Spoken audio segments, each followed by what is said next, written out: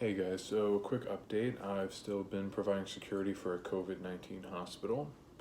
My contract got extended and they put me in a different hotel from last one. And I've been reading World War Z by Max Brooks, a book that is still, I consider, one of my favorites.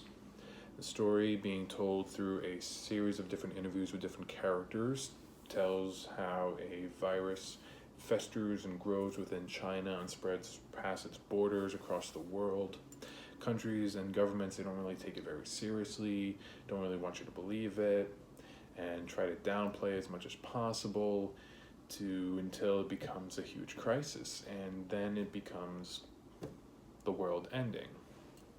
And that's one of the reasons why I very much enjoy this book, is because unlike a lot of zombie narratives, they just tell you the world ended. This book explains not just in one corner of the globe, but the world, how this thing spreads.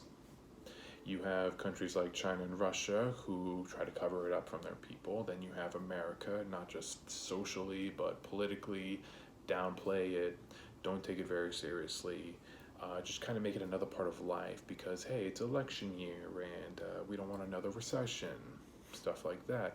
It has a lot of political bite to it, pun intended. And that's one of the reasons why I very much enjoy this book.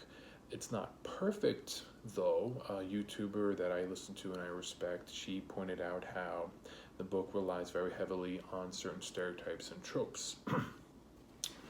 So mostly women, she points out how one character pretty much becomes just a living womb to repopulate a country. You have another character who is just a mom. You have another character who is a soldier who just tries to shed all her femininity in order to be, the tough girl soldier. And she's not wrong. Brooks, because he chose to tell the story through a series of interviews of like 24 different characters, and each character only really gets like a couple pages, and their job is to just kind of explain what's happening. You don't get much room for character development.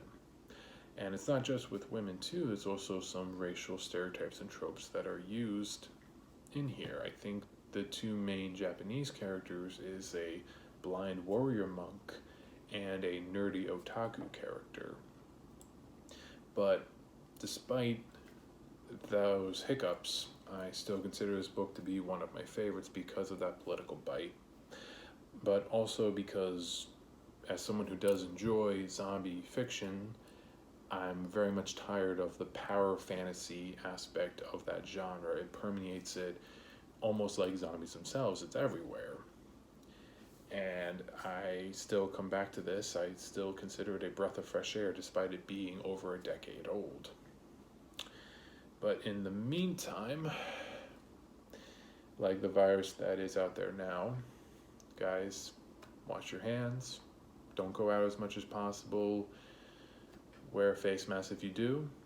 And this will blow over soon.